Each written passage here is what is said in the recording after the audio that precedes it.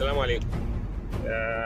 النهارده معانا كابتن بسيوني وقناتكم الاخر، وعايزين نساله سؤال مهم جدا بالنسبه للكره المصريه وناخد رايه في الغاء الهبوط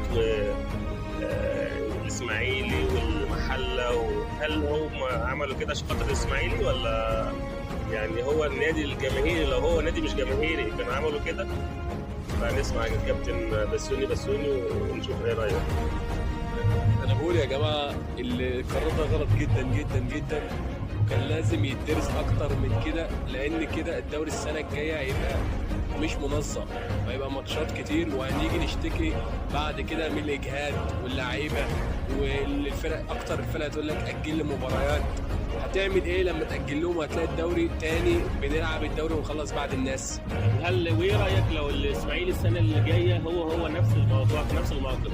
هل لجنه الانديه هتنزل الفريق ولا ممكن يقول لك خلاص نلغي الصعود؟ ما هو خلاص لازم يعملوا اي حاجه من الحاجتين، يعني نلغي الصعود يا نلغي الهبوط. طب وذنب ايه الناس اللي بتتعب في الدرجه الثانيه وتدفع فلوس وفي الاخر ما تصعدش؟